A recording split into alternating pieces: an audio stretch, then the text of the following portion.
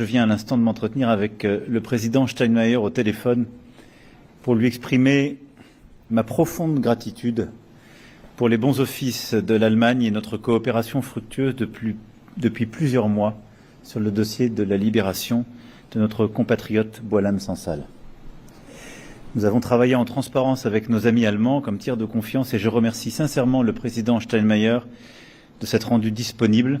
Notre souci a toujours été d'être efficace pour permettre la libération de M. Sansal un peu plus d'un an après son emprisonnement en Algérie. Et la médiation allemande y a contribué de manière décisive.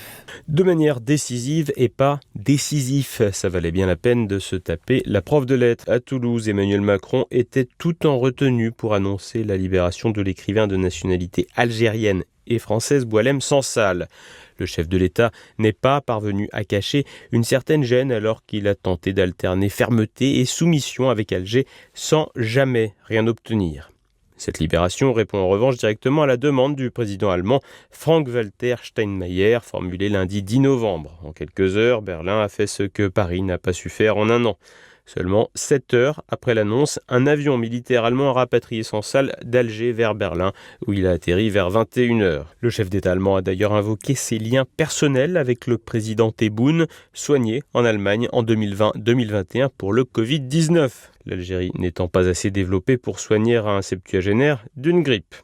Cet épisode met en lumière les limites de la diplomatie française sous Emmanuel Macron, contraint de s'appuyer sur un tiers de confiance extérieure pour résoudre une crise avec l'Algérie.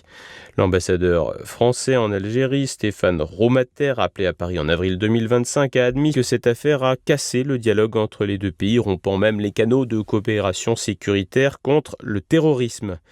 Perdante au niveau sécuritaire, perdante au niveau diplomatique, le président est une fois de plus humilié et nous emporte dans sa chute. Le député RN Julien Audoul a évoqué ce camouflet chez France Info.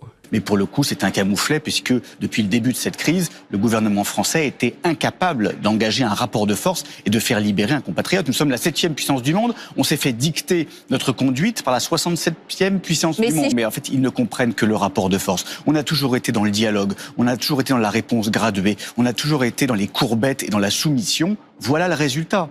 Un échec sur toute la ligne et un président français qui a poursuivi la politique du paillasson de Paris vis-à-vis d'Alger.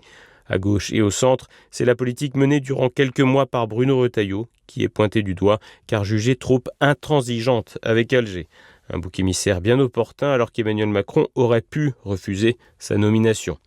Au niveau européen, la France est encore un peu plus déconsidérée tandis que l'Allemagne sort auréolée de ce micro-événement. Tandis qu'un journaliste français, Christophe Glaise, est toujours incarcéré en Algérie.